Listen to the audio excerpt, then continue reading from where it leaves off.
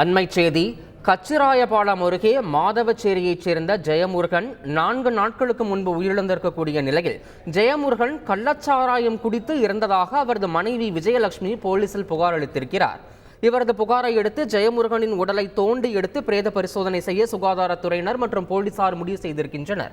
மேலும் இது தொடர்பான கூடுதல் விவரங்களை எமது செய்தியாளர் பழனிவேல் வழங்கிட கேட்கலாம். பழனிவேல், வணக்கம். இது தொடர்பான கூடுதல் விவரங்கள் என்ன?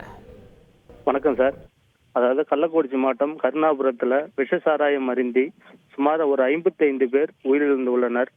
இந்த நிலையில கள்ளக்குறிச்சி மாவட்டம் கச்சிராயபாளையம் அருகே உள்ளதுதான் இந்த மாதவச்சேரி கிராமம்.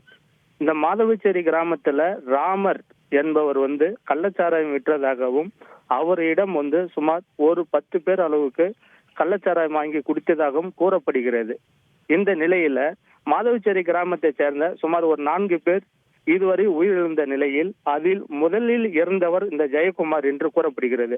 ஜெயக்குமார் அப்பா பேரு பழனிமுத்து, வயசு 37. இவர் கடந்த 18ஆம் தேதி காலை 10 மணி அளவில் வீட்டில் கண்கள் தெரியாத அளவுக்கு வயிற்றில் வலி ஏற்பட்டும் தலைவலி ஏற்பட்டும் வீட்டிலே இறந்து விட்டார்.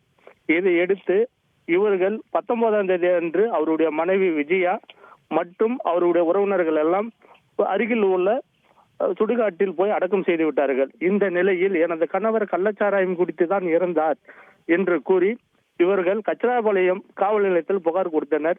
அதன் பேரில் இன்று சுமார் ஒரு 5 மணி அளவில் கச்சிராயபாளையம் போலீசார் மற்றும் சுகாதாரத்துறை ஊழியர்கள் அலுவலர்கள் அடக்கம் செய்யப்பட்ட ஜெயமுருகனின் உடலை தோண்டி எடுத்து பிரேத பரிசோதனை செய்ய முடிவு செய்துள்ளார்கள்.